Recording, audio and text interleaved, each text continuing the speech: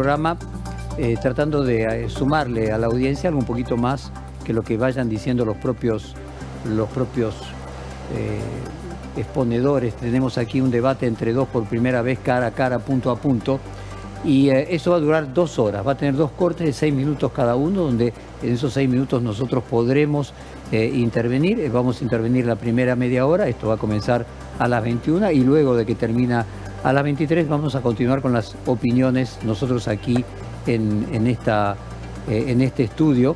Y vamos a hacer una especie de breve introducción que iremos tocando a lo largo del tiempo para darle 3 minutos a cada una de las personas que nos acompañan. La clásica, lo que hemos escuchado todo el día, es que aquí, en la metáfora que siempre se hace de animales, ya estamos frente a un tigre y a un león. El león, que es autopercibido el propio Javier Milei, y el tigre, podríamos decir, por el lugar que le tocó vivir y la intendencia que le tocó conducir, que es de Sergio Massa. Hay discusiones en los zoólogos respecto de quién es más fuerte, quién le gana en una eventual pelea entre un tigre y un león. El tigre pesa el doble, mide más que el león, pero el león es el rey de la estepa. Parece que no se cruzan tanto. Hay toda una discusión respecto de quién es más fuerte, que la vamos a ver como metáfora hoy a la noche. A mí me gusta mucho más la comparación que toma de Schopenhauer Isaiah Berlin en un famoso libro Entre el zorro y el erizo, donde dice que el zorro sabe de muchas cosas y el erizo sabe de una sola, y de eso vamos a ir hablando a lo largo del programa. Llegamos a este punto después de tantos debates internos entre nosotros. Hoy, ¿qué tiene para aportarnos? Cuéntenos. Mire, Jorge, primero gracias por la invitación. Tenemos un candidato del oficialismo que generó un hecho extraño. El que lo vota porque él fue capaz de vender futuro, no por lo que estás viviendo hoy, con lo cual que es una elección extraña. Un candidato necesita explicar el desastre de hoy y el oficialista necesita vender fe y esperanza. Lo consiguió, al menos en las generales. Esa va a ser la primera tensión entre lo que estás viviendo hoy y el otro que tiene que explicarte lo que vas a vivir. Obviamente que en lo que vas a vivir, si la tensión del debate es sobre el futuro, ya ganó Massa. Si la tensión del debate es sobre lo que está pasando, obviamente la situación lo favorece a Milei. Pero por ahora, será por el Papa Francisco, será porque prometió ir caminando a Luján, va a tener que ir y volver caminando a Luján. Generó este fenómeno. Se vota por lo que viene y no por lo que estás viviendo. La característica del gobierno tiene 3 elementos para cualquiera sean los que ganen. ¿Qué van a hacer en economía? ¿Qué van a hacer en seguridad? ¿Qué van a hacer en relaciones internacionales? En seguridad casi que está definido el debate. Massa dijo, me voy a hacer cargo yo, y Milei va a empezar a explicar lo que está pasando hoy. En economía es bien interesante porque es un modelo macroeconómico que puede expresar Massa y un no modelo, no el antimodelo, un no modelo que tiene que explicar Milei, el anarcocapitalista. El anarcocapitalista no puede explicar un modelo macroeconómico porque no lo tiene. Es la relación entre personas físicas y jurídicas, no está el todo. Para Massa, el todo es superior a la suma de las partes. Para Milei, obviamente que esto no es así. Entonces estamos ante un modelo macroeconómico y un no modelo. Y en relaciones internacionales sí que es muy interesante, porque como hoy se está jugando el patrimonio de las personas físicas y jurídicas, familias o empresas, en función de lo que está pasando en el mundo, la inserción que cada uno nos cuente va a definir la acumulación de capital fundamentalmente en las empresas que generan valor en la Argentina. En síntesis, no es lo mismo que nos digan que en el nuevo orden internacional los chinos son ganadores a que no lo son, porque tenés que cambiar tu esquema de negocio. Así que vamos a estar muy atentos a todo esto y ojalá se dé un debate donde los candidatos hayan estudiado y todos nos vayamos hoy habiendo crecido intelectualmente. Bueno, volvemos aquí a nuestra mesa de análisis. Vamos a seguir la misma ronda. Maximiliano Agar, por puntos, ¿quién va ganando? ¿Sergio Massa o Javier Milei? claramente Massa ha sido capaz de dominar el encuadre del debate, ¿no? Utilizando un par de técnicas muy simples que llama la atención que Milei no haya sabido contrarrestar. Una es el por sí o por no, lo que implica que quien hace las preguntas es Massa, el entrevistado es Milei, aclarando una serie de cuestiones que no fue capaz de contrarrestar. Prácticamente no hubieron preguntas de Milei. No hubo preguntas de Milei en casi todo este primer bloque. Esa es la primera etapa. La segunda etapa, el vos o yo, corriendo a los grupos que se han ido acercando a Milei en esta etapa, y da la sensación de que en este contexto, digo, Milei se ha estado hablando de Milei, pero en los términos de Massa. Creo que en ese sentido esta primera parte del debate ha sido dominada, al menos técnicamente, por Massa. Claramente los debates no se ganan o se pierden, sino que lo que se gana o se pierden son las elecciones. Ahora, en principio me parece que Massa pudo meter algunos temas, Milei tuvo que aclarar y terminó en la última etapa un poquito de lucha en el barro respecto de psicotécnicos y toda una serie de cuestiones que amplifican algunos atributos negativos que Massa trata de imponer respecto de Milei. Querida Nacha Guevara, tu propia opinión. Sí, Massa administró muy bien el tiempo y eso no es una cosa superficial. Es interesante cuando una persona sabe administrar el tiempo, porque en sus tareas, en su orden interior, está indicando que tiene orden, algún tipo de orden, cosa que no vi del otro lado. Está bien armado, tiene una estrategia, está preparado. Se nota que tiene mucha información concreta cuando contesta, que del otro lado no aparecieron. Milei está muy desdibujado. Él cuando no insulta, cuando no ofende, porque su fuerte es ese, es su personalidad, es su naturaleza. Y como el viejo cuento de los animalitos, ¿cómo se llamaba? No es el escarabajo, no me acuerdo cuál, que no puede renunciar a su naturaleza. El escorpión y la rana. El escorpión. Bueno, él no puede renunciar, nadie, ninguno de nosotros podemos renunciar a nuestra naturaleza. Esa es su naturaleza. Todo lo personaliza, todo lo hace desde su punto de vista personal. Y un político no puede tener esa mentalidad, tiene que tener una mentalidad que abarque lo colectivo. Así que hasta ahora estoy de acuerdo con Maxi, que es así. Sí, lo va llevando Massa a Milei. Alejandro Gorovich. Si esto fuera una pelea de box, Massa lo puso a Milei en un rincón, eligió la distancia, pegó los golpes, el otro apenas contrarrestó alguno que otro, mostró su debilidad, mostró que no puede salir del rincón, mostró que no tiene contraofensiva, carece de velocidad y no tiene piernas. Cuando digo que no tiene piernas discursivamente, quiero decir que no sabe salir del lugar donde Massa lo pone y plantear su propio terreno. Massa dominó absolutamente la discusión, eligió el terreno y se dedicó a ubicarlo en un punto clave, que es ¿por qué te tuviste que ir del Banco Central? Y esa relación, ¿por qué te tuviste que ir del Banco Central y quiero dinamitar el Banco Central? Se parecen horriblemente. No es un argumento de calidad intelectual, pero tiene una eficacia nada despreciable. Sin ninguna duda. Guillermo Moreno. Mira, obviamente hacemos comentarios mientras escuchamos. A mi izquierda, sorprendentemente a mi izquierda está la Escuela de Chicago. Y es bastante raro como estamos. Hicimos a propósito. Sí, sí, está raro esta cosa. Nos pusimos de acuerdo en lo siguiente. Lo primero es que volvió Milei, porque hubo un Milei hasta las PASO, o hasta las generales, y un Milei de las generales hasta acá. Ahora volvió el Milei que conocemos. Ahora, ese Milei que conocemos no parecería que quiere ganar. O sea, el desorden de la comunicación y de lo que está planteando es lo que dijeron los colegas antes. Massa se lo está llevando puesto, con lo cual la distancia es abismal. Parecería ser que no le quedó grande la posibilidad de ganar. Viste que esto pasa, el que tiene el éxito, que ante el éxito pierde. Algunas notas he leído sobre eso últimamente. Los que fracasan al triunfar, célebre ensayo de Freud. Por eso, me parece que está fuera del análisis nuestro, entra más en otras disciplinas, pero se está viendo esto. Ya el colega que hizo una descripción de una pelea que está ganando casi por puntos, pero abismalmente, es lo que sintetiza lo que estamos viendo todos. y el colega de Chicago, Mariano Fernández. Mariano, no hay nadie, nos están diciendo nuestros enviados allí en la Facultad de Derecho, no hay nadie del PRO allí.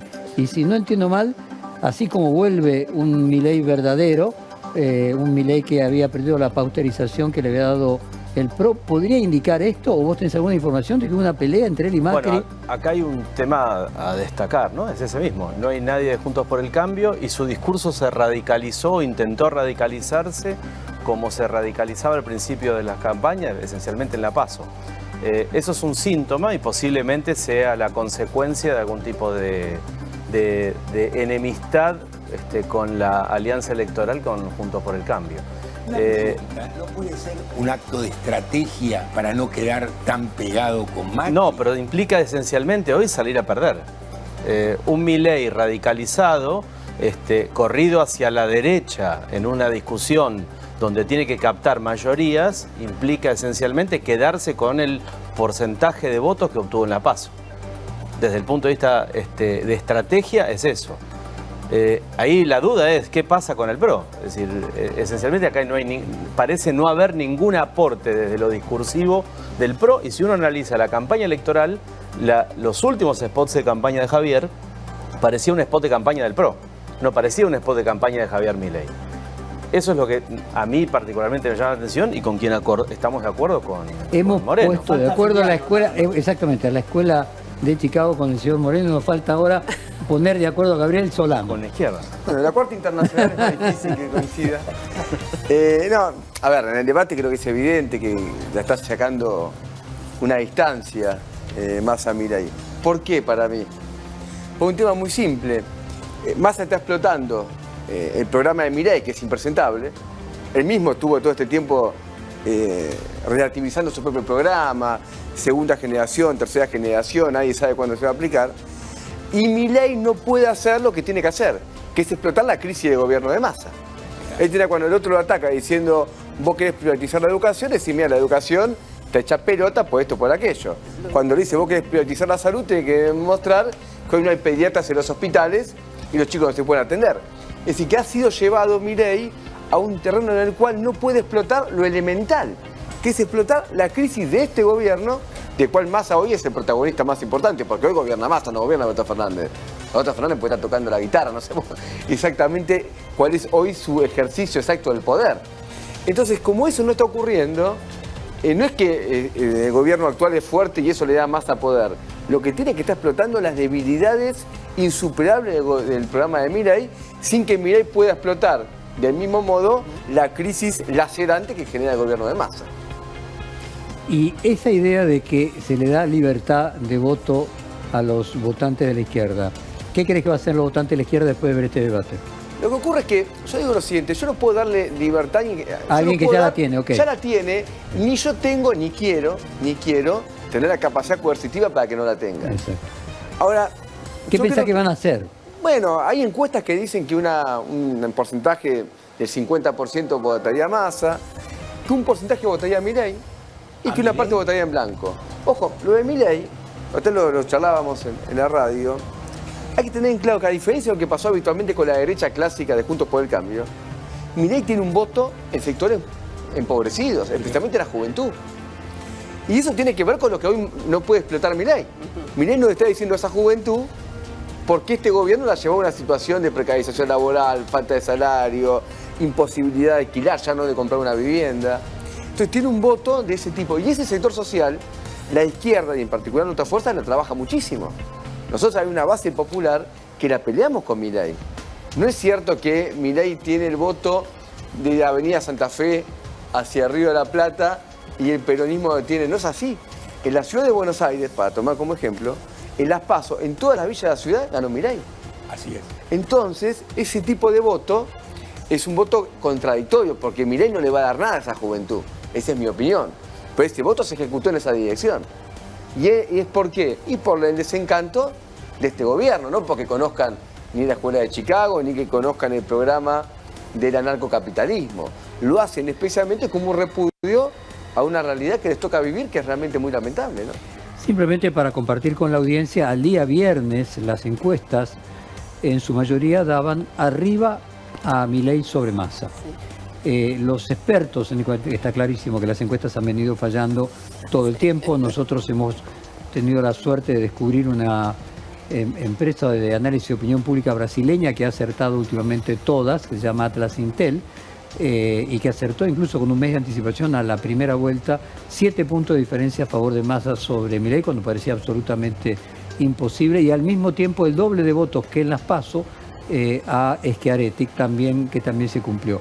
La encuesta, el último track que se liberó 3:30 de la tarde del viernes, daba 4,1 punto arriba nuevamente a Milei sobre Massa. Dado que las encuestas se han equivocado siempre y que esta haya acertado no era la norma sino la excepción, probablemente no quiere decir absolutamente nada. Lo que todos coinciden es que este debate es fundamental para la decisión del voto del próximo domingo. De cualquier forma, algo por ahora, los datos que tenemos es que el rating de este debate no está siendo tan grande como el del debate anterior, ni tan grande como el debate de Scioli Macri, que tuvo 53% de audiencia. Creo que ahí estamos volviendo, entramos nuevamente al debate.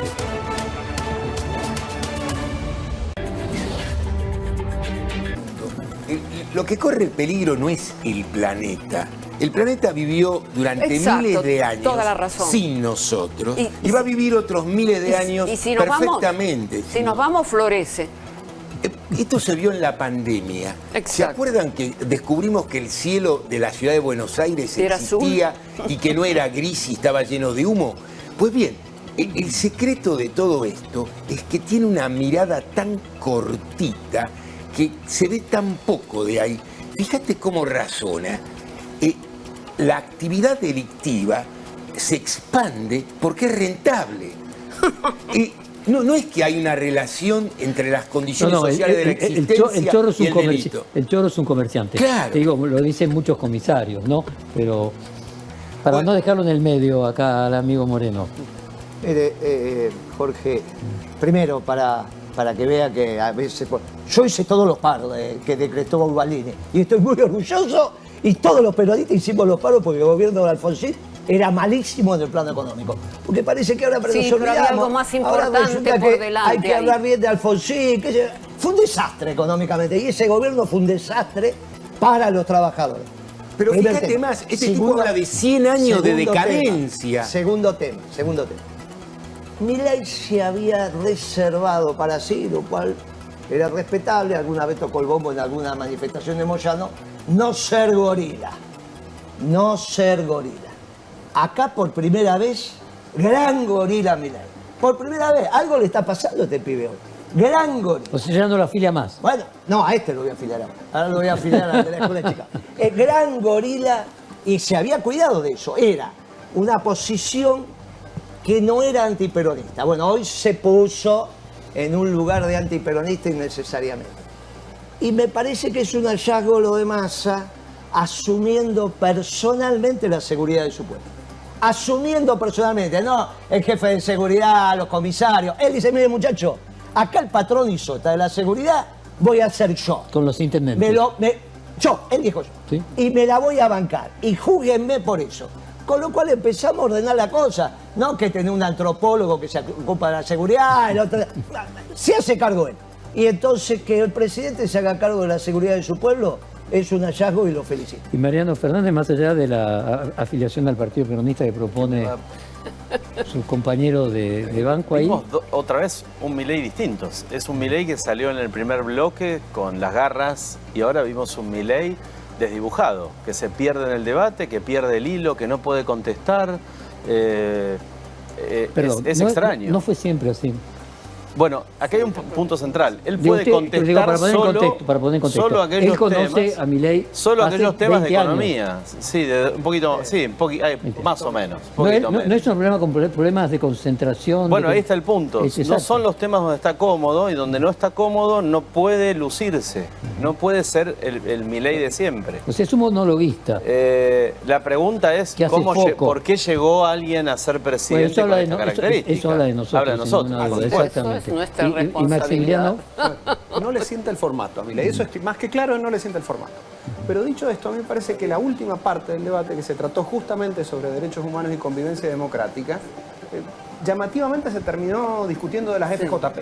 Creo que también eso fue una oportunidad perdida para Massa. Así como la economía era un tema incómodo para Massa, me parece que este era un tema incómodo para Milei, que sin haber levantado su nivel, me da la sensación de que al menos salió indemne de este espacio. Se terminó discutiendo de AFJP, Eurnequian, la cuarentena, y me da la sensación de que en ese punto Massa aflojó, digamos, el nivel de presión que tenía en la primera etapa. Yo sí veo un Massa bastante más potente en la primera parte del debate que en esta, ¿no? Donde me parece que se ha ido como partiendo un poquito, aflojando. Acá hubo un hecho, en convivencia democrática, los dos reivindicaron a Giuliani, que es el abogado hoy de Trump, por el golpe en el Capitolio. Y que está a punto de ir preso. Es una impostura que en el punto convivencia democrática todos quieren hablar bien del abogado de Trump por el golpe de Estado en Estados Unidos, no por otro motivo.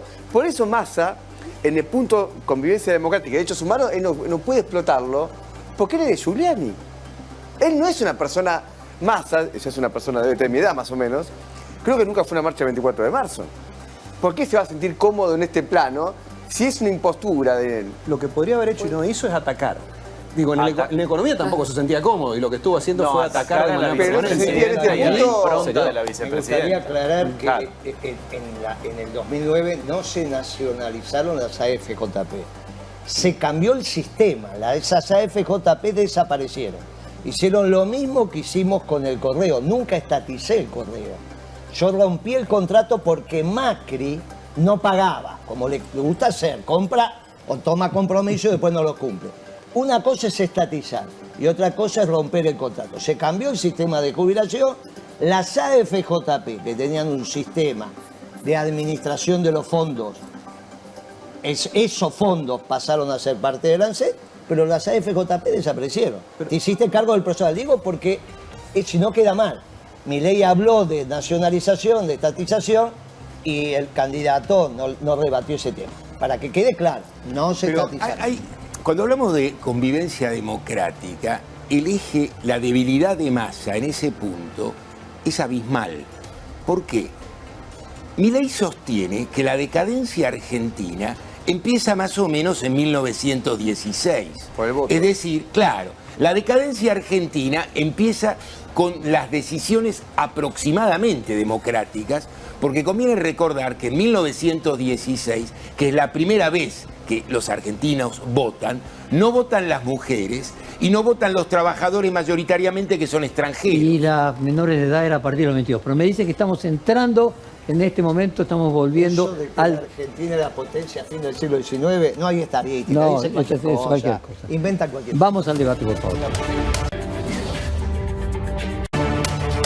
Bueno, interesante debate. Había un gran psiquiatra de la Universidad de Harvard que a mediados de los 80 revolucionó la discusión sobre la psiquiatría diciendo que no había solo una inteligencia, que había varias inteligencias. Hoy es algo bastante común, yo estoy hablando del año 1983. Hay una discusión en filosofía que planteaba, por ejemplo, para los griegos no existía el mal, existía la ignorancia. Quien hacía mal no era porque fuera malo, sino porque carecía de la inteligencia suficiente para lograr lo que quería. Es decir, desde la perspectiva griega clásica, el que hacía trampa, por ejemplo, la hacía porque no sabía cómo ganar sin hacer trampa. Si supiera cómo ganar sin hacer trampa, no necesitaría hacerla. Bueno, este psiquiatra norteamericano, Howard Gardner, planteó 7 tipos de inteligencia. Hoy hay discusiones, hay 8 hasta 12. Una, la inteligencia lingüística verbal, otra, la lógica matemática, otra, la espacial, otra, la corporal sinestésica, otra, la interpersonal, otra, la intrapersonal y luego una naturista. Hay otro tipo de discusiones respecto de algún otro tipo de inteligencia. Algunos colocan la inteligencia musical, otros la colocan dentro de la lógica matemática. No cabe ninguna duda de que Javier Milei es una persona inteligente, con lo que diríamos un grado de inteligencia, el IQ, el coeficiente de inteligencia alto, pero tiene un problema, que yo luego, más adelante, lo voy a llevar a aquello de Isaiah Berlin, de El zorro y el erizo, y no la comparación que hacíamos al principio del programa entre el tigre y el león. Quiero contar, por ejemplo, que en la primera entrevista que yo le realizo a Javier Milei hará 2 años y medio, una entrevista de 3 horas, después le hice otra de 6, porque me pareció un personaje totalmente fuera de serie. Yo siempre digo que mi profesión frustrada es la de psicólogo, y los reportajes son la manera de hacer un poco de terapia y, como todo buen psicólogo, aprender, ¿no?, de aquella persona a la que uno le está preguntando. Me quedé muy sorprendido cuando le pregunto sobre las libertades positivas y las negativas. O sea, una discusión clara en los liberales. Yo soy liberal, hemos tenido discusiones acá con el amigo Moreno, pero maravillosas. Liberal en el sentido como se lo conoce el mundo anglosajón. Y siempre se le critica a los libertarios, que no tienen nada que ver con los liberales, que están solo preocupados de las libertades negativas y no de las libertades positivas. Las libertades negativas es que alguien me prohíba hacer algo. Las libertades positivas es que alguien me dé la posibilidad de ejercer las libertades. Por ejemplo, que me dé educación. Porque si soy analfabeto no puedo ejercer mi libertad. Para poder ejercer la libertad, alguien me tiene que dar libertades para luego yo poder llevarlas adelante. Las libertades negativas, el equilibrio entre las libertades negativas y las libertades positivas, son lo que construye el Estado moderno. Un famoso ensayo, el día que tomó la cátedra de Oxford de Filosofía de la Historia, Isaiah Berlin, sobre las libertades positivas y las libertades negativas. Entonces, cuando le pregunto a Milei, él me dice, le hago la crítica clásica, ¿por qué los libertarios siempre se preocupan de las libertades negativas y no de las positivas? Y él me dice, ¿qué es eso? Y le digo, bueno, el famoso ensayo de Isaiah Berlin sobre los 2 tipos de libertades. No sé quién es Isaiah Berlin. Entonces, lo que me llevó a mí a pensar, y por eso las inteligencias, comienzo mi primer balance de esto, y perdonen que esté monopolizando un poquito la palabra, pero no hablé nada hasta ahora, es que este hombre tiene evidentemente una enorme inteligencia lógico-matemática, pero carece de otras. Es un ensayo de 1953 de Isaiah Berlin, conocido como el fundamento de la distinción entre la libertad positiva y la libertad negativa, y divide el mundo, a los pensadores, a los escritores, en 2 categorías, los erizos y los zorros. Aunque los animales tengan ya ciertos valores asociados, por ejemplo, Schopenhauer usaba mucho el ejemplo de los erizos, Berlin lo eligió de una forma aleatoria basándose en un proverbio que se le atribuye a un poeta griego, Arquiloco, que dice: mientras que el zorro sabe de muchas cosas, el erizo sabe muchas de una sola. La misma idea recogieron después en el tiempo, aunque con una moralina más simple, la fábula de Esopo, el zorro y el gato. Los erizos simplifican la complejidad del mundo y reúnen su diversidad en una única idea.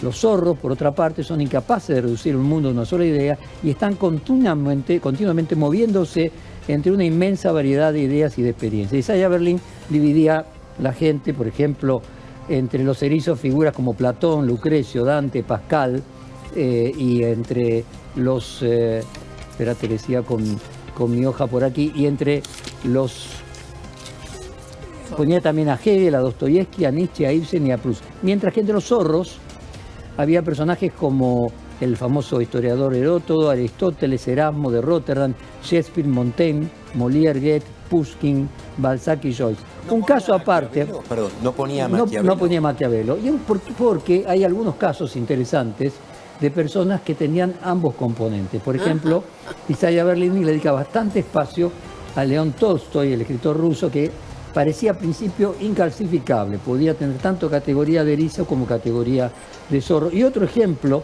ese análisis lo hizo a través de un análisis profundo de la guerra y la paz. Hay otra vuelta, por ejemplo, Wittgenstein se dice que era erizo por naturaleza, pero que después de 1929 sí hizo un gran esfuerzo para convertirse en zorro. La perspectiva, ¿por qué me gustaba lo de Isaiah Berlin? Por las 2 cosas. Primero, por las libertades positivas y las negativas, lo que demuestra que no es un estudioso del liberalismo. O sea, cuestiones básicas, cualquier liberal estudió a Isaiah Berlin, es básico. Y después también porque me parece que Milei sabe mucho de una sola cosa. Y de una sola cosa que no es la economía, y acá vos me lo vas a ver, de una parte, de una escuela de la economía. En relación a lo que vos dijiste, tenés mejor opinión. Cuando transcurría el debate, en el segundo tramo del debate, yo anoté, Milei volvió a ser economista solo en su nicho teórico. volvió a su escritorio, volvió a su lámpara de escritorio y a hablar en forma teórica. Nunca tuvo un mensaje directo sobre la gente, nunca tuvo un mensaje sobre hechos concretos. Mientras que uno puede discutir, disentir o no acerca de lo que puede decir Massa, pero está claro que marcó cuál va a ser la agenda de su gobierno. Y eso muestra un poco esta naturaleza. La naturaleza de Milei es la naturaleza. Muestra que la naturaleza de Milei es la naturaleza de un intelectual o algo con características intelectuales. Pero un intelectual que salió a buscar algo limitado, que posiblemente limitado. en el que posiblemente se haya quedado sin nafta en el camino. No, usted me decía que no era peronista Alberto Fernández. No, Sí es peronista. Yo dije de Alberto Fernández que era Socialdemócrata, socialdemócrata. sí. No, que no Ahora era sí tienen. no que no era peronista, sino dije por la positiva, es socialdemócrata. No, sobre Massa me preguntaron, dije, no sé, si reindustrializa el país, es un gran peronista y el que más cerca de Perón va a estar, va a ser mejor que Kirchner, si reindustrializa. Si no reindustrializa va a fracasar. Ahora, déjame hacer un comentario Que sea. empalmando con lo tuyo. Mira, Milei es un muchacho en formación, eso lo dijimos siempre. ¿Cómo va a terminar su formación? No lo sé, pero es un muchacho en formación. Entre las dificultades que tiene, es algo que repite dos máximas. La justicia social es injusta, tenemos un problema muy serio con que la justicia social es injusta, estamos en un lío bárbaro. De ahí que para explicarle al pueblo argentino que lo que creyó en los últimos 70 años está mal, tiene que hacer una revolución. Por eso era el Milei revolucionario. Y eso se basa en algo que algunos economistas, generalmente nombres proclives a la creación, dicen: los recursos son finitos, las necesidades son infinitas, por lo tanto no pueden machear. Esto no es cierto.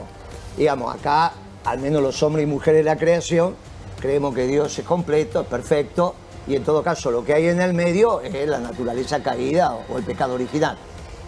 La sociedad lo que hace es transitar hacia la perfección. Precisamente la disciplina económica es la posibilidad en algún momento de machear las necesidades con los recursos. Entonces lo que le pasa a Milei es que saca una foto y sobre esa foto quiere construir un universo estático. Mi disciplina lo que algún día va a conseguir es que los recursos y las necesidades se complementen. Por lo tanto, terminar con la pobreza, la indigencia, la infelicidad, bla, bla. Ese es el rol de la economía. El rol de la economía no es estudiar la rentabilidad del capital, es estudiar cómo hacer... Es hacer la autopsia. Bueno, es cómo hacer que el hombre, la familia, la comunidad sea feliz. Y esta es la diferencia. Ahora, no niego que Milei, con la misma pasión que hoy dice esto, mañana diga lo contrario. Y nosotros por ahí lo estamos esperando en algún momento. Tiene que dejar de ser el Milei de hoy, este Milei gorila, antiperonista. Hoy el debate claramente lo perdió, esto es evidente. Y ¿Milei es liberal? Una cosa que dice Guillermo es cierta. El Javier que yo conocí no era un Javier gorila. Son charlas que hemos tenido durante mucho tiempo de esta pelea típica argentina o clásica entre peronismo y antiperonismo. El Milei histórico no estaba en esa discusión. El Milei histórico tenía en ese sentido una mirada distinta. Seguramente la política, las alianzas políticas, yo creo que sus alianzas políticas, quien se acercó en su momento a hacer política con él, Perdón, Mariano, lo corrieron a posturas... me dicen, Giacomini, por ejemplo, dice que cambió mucho con Venegas Lynch, que lo influyó mucho Venegas Lynch. Sí, yo no puedo dar nombres, pero yo no nombraría solo a Venegas Lynch, nombraría quizás a otros personajes no tan conocidos dentro del espacio público, pero hay personajes que creo que son tanto o más oscuros que Venegas Lynch, que dentro del ideario liberal puede ser discutible o no, tiene algún tipo de trayectoria, pero sí hay un conjunto de intelectuales, si quieren los podemos llamar, que son esencialmente no solo antiperonistas, sino que tienen una impronta que es, yo diría, autoritaria, ¿no? ¿Y se puede decir conservador en lugar de liberal? Conservadores autoritarios, y hablo estrictamente de personajes como, hay un chico de apellido Laje, Nicolás Márquez, que son muy cercanos a su vicepresidente, ¿sí? Esas son las personas que quizás en los últimos años tuvieron mayor influencia sobre Javier. Ahora, si Javier vuelve al camino de la libertad o vuelve al camino, seguramente se va a llevar bien de vuelta con Guillermo, no tengo duda. No, incluso, ojo, porque nosotros ganamos una extraordinaria elección con un conservador, ¿eh?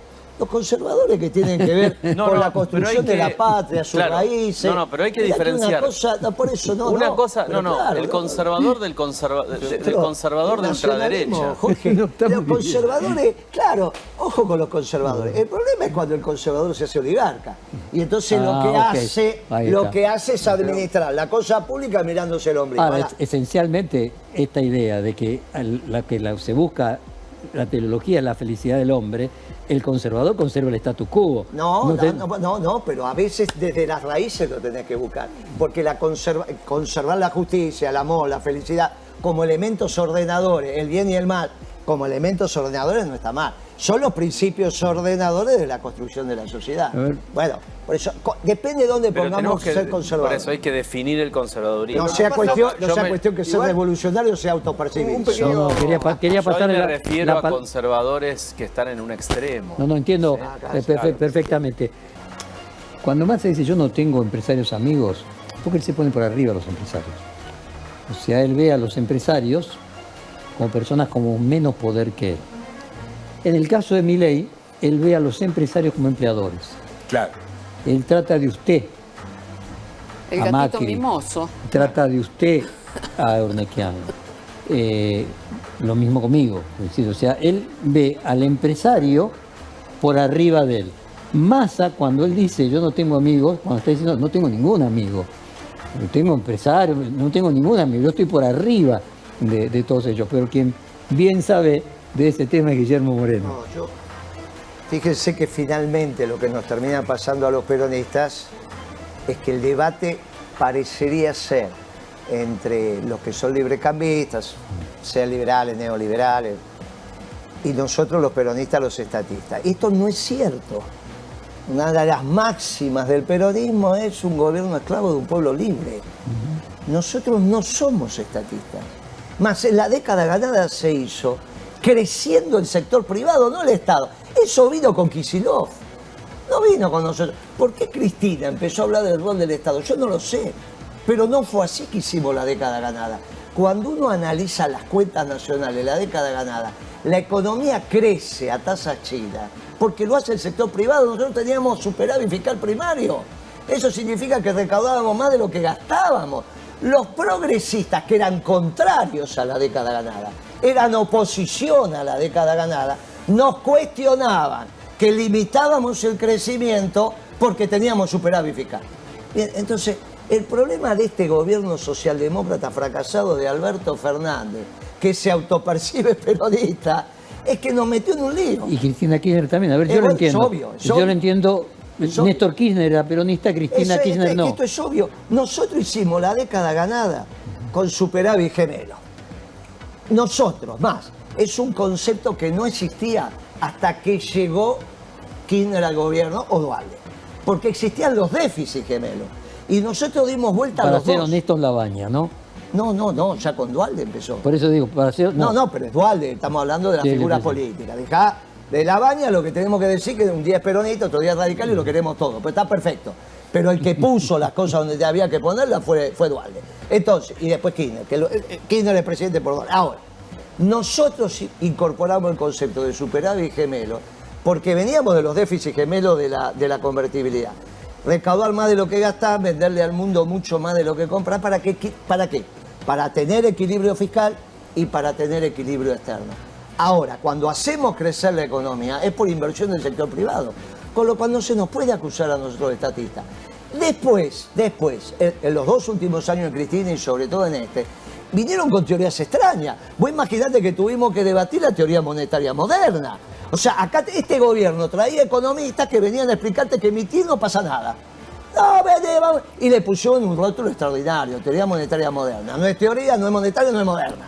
Bueno, pero nosotros no nos tenemos los peronistas por qué hacer cargo de la ignorancia de este gobierno socialdemócrata. Y el de Cristina. Sí, no hay duda. Si yo te estoy diciendo que sí, la que autoriza la devaluación de Kicillof innecesaria e irresponsable fue Cristina. Kicillof no lo podía haber hecho. innecesaria e irresponsable.